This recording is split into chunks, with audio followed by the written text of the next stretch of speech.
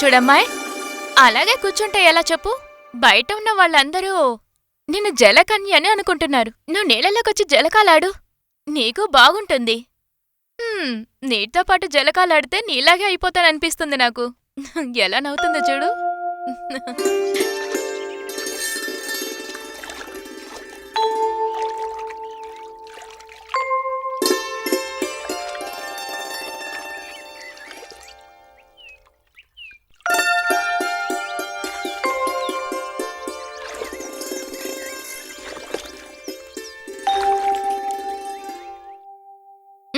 నువ్వేంటి కన్నార్పకుండా చూస్తున్నావు? నీ ఒంటి మీద బట్టలన్నీ విప్పేసి వాటిని ఊతికి ఆరేసేయ్, లేదంటే చర్మ వ్యాధులొస్తాయి.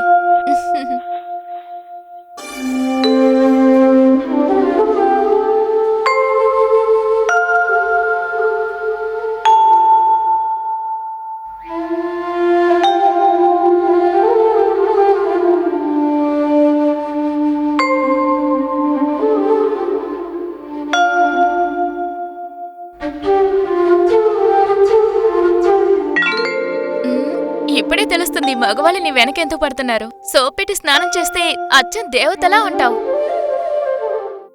ఓ, ఎంత సిగ్గుపడుతున్నావు.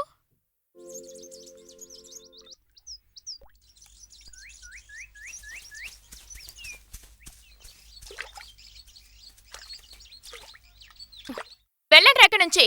ఆడవాళ్ళు స్నానం చేస్తుంటే రాళ్ళు ఇసిరేస్తారేంటి?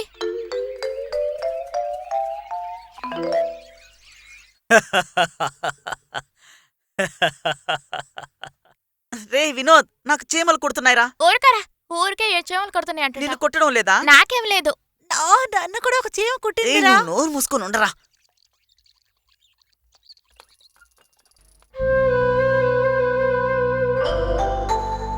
రండ్రా, మనం వెళ్ళిపోదాం.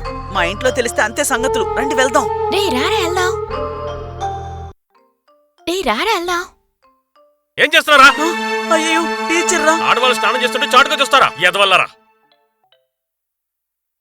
ఇలా చేయమని ఏ స్కూల్లో చెప్పారా మీకు? మంచి పిల్లల ప్రవర్తించడం నేర్చుకోండి. మళ్ళీ ఇలా చెయ్యకూడదు. చెప్పింది అర్థమైందా? ఏంటా నడక? వెళ్ళండి, తిన్నగా ఇంటికి వెళ్ళాలి.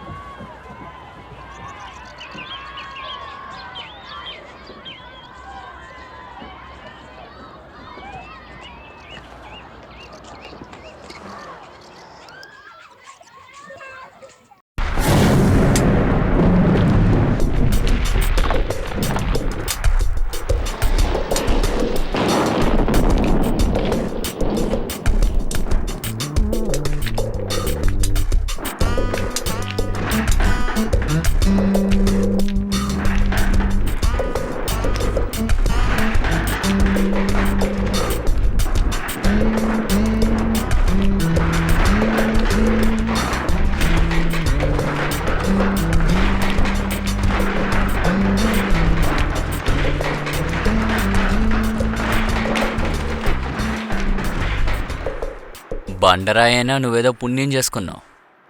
నీ చేతులతో ఈ రాళ్ళని తాకుతున్నావు కదా. నీ ఇంట్లో ఒక తొందిగా గోపాలకృష్ణ, తనతో చెప్పి నువ్వు 2-3 సార్లు బాగా తాకమని చెప్పు. ఓ, ఎండు చేపలా ఉన్న తను నన్ను తాకిందంటే నాకు వాంతొస్తుంది. అయితే మీ ఇంట్లో 3 పిల్లలు తిరుగుతూ ఉన్నారే, వాళ్ళు పక్కింటోడి పిల్లలా? గోపాల్, చెప్పేది విని వద్దు. సుశీలతో పెట్టుకుంటే నీ గతి అదో గతే. అందరితో మాట్లాడినట్టు తనతో మాట్లాడుకు. దీని వెనకాల ఓనర్ ఉన్నారన్న ధైర్యంతోనే ఇలా మాట్లాడుతుంది. అప్పుడైతే నువ్వు ఒక పని చెయ్యి, ఓనర్ గారితో చెప్పి నువ్వు నన్ను ఉంచుకో చూద్దాం.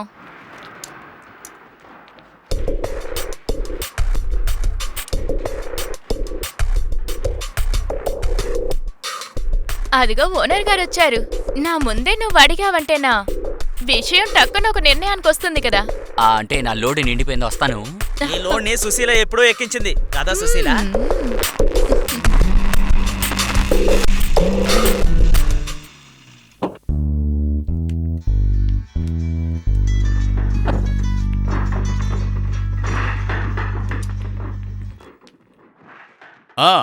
జోసెఫ్ అన్నా చెప్పండి. ఎన్ని లోడ్లు కావాలన్నా నేను ఇస్తాను. ఆ బిల్లు కొంచెం త్వరగా అయ్యేలా చూడండి. నీళ్లలోనే కదా రాళ్ళు వేస్తున్నాం. సరే సరే, నేను ఫోన్ చేస్తాను. ఓకే. విషయం ఏంటి ఓనర్ గారు, ఈ మధ్య నన్ను పట్టించుకోవడమే లేదు? అవును, ఊళ్ళో ఉండే అనాథలందరినీ నువ్వే పెంచుతున్నావని విన్నాను. ఇలా చూడు, ఈ వర్గీస్కి నీతులు చెప్పకు. ఇలా చూడు, జోసెఫ్ ఫెర్నాండెజ్ అంటే మా నాన్న. ఆయన కూడా నన్ను మార్చలేకపోయాడు. ఇప్పుడు నువ్వా? ఓనర్ గారు, ఆ అమ్మాయి ఎంతో కష్టపడుతూ ఉంది పాపం. ఇంతకు మించి అమ్మాయిని ఇబ్బంది పెడితే దేవుడు ఊరికి వదిలిపెట్టడు. టైం వేస్ట్ చేయకుండా నువ్వు వెళ్ళి పని చూసుకో. నాకు వేరే పనుంది. హలో అన్నా, నేను వస్తున్నాను, ఇప్పుడే వచ్చేస్తా. బయలుదేరుతున్నా. సరే. ఏంటి ఇతను?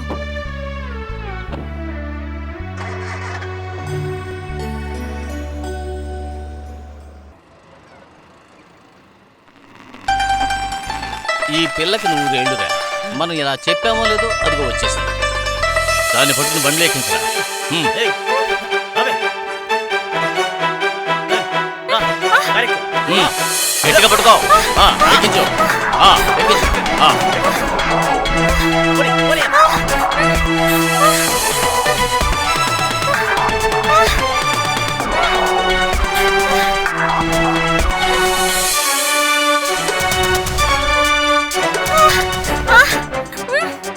ఏంటో చూస్తున్నావు? లాక్కు వెళ్ళరా. లాక్కెళ్ళి లోపలికి తీసుకెళ్ళి. ఎవరి కళ్ళలోనూ పడకూడదు. ఎవరికైనా విషయం తెలిసిందంటే అంతే. మనుషులు ప్రశాంతంగా బతకనివ్వరు. తీసుకెళ్ళరా లోపలికి. రావే.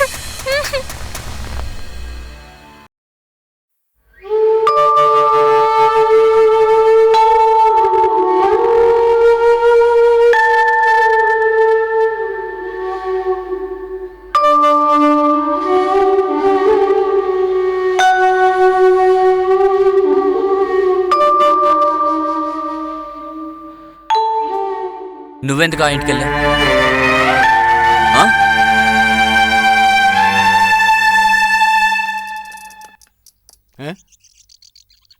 ఏదో ఎత్తుకుపోవడానికి వచ్చింది. నేను తరివేశాను. అన్నా, నీ ఓనర్కి చెప్పు, పాపాలు అక్రమాలు చేయొద్దని, మమ్మల్ని బానిసలుగా మార్చేద్దని చెప్పండి. ఏదో ఒకరోజు ఆయన చేసిన పాపాలు ఆయన దగ్గరికి వచ్చి చేరుకుంటాయి.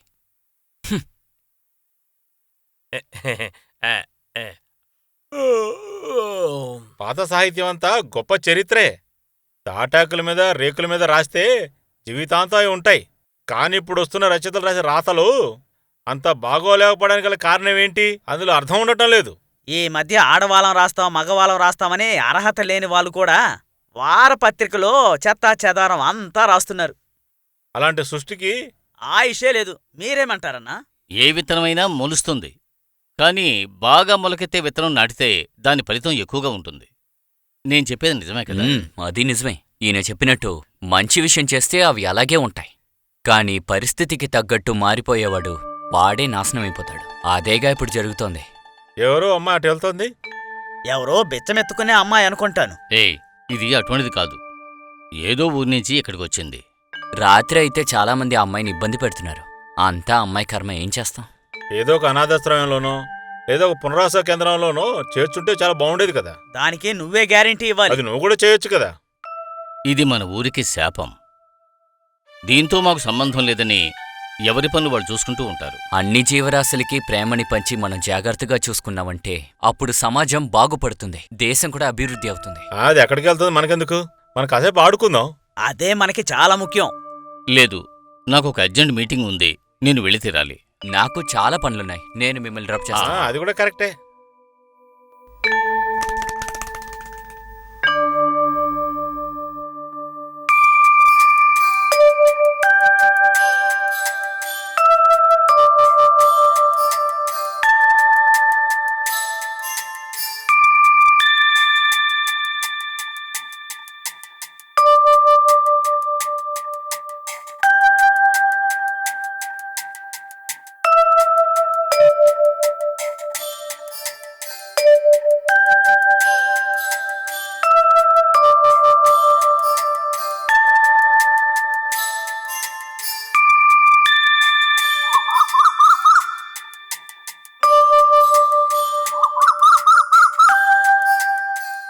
ఏ అమ్మాయి ఏం చేస్తున్నావు?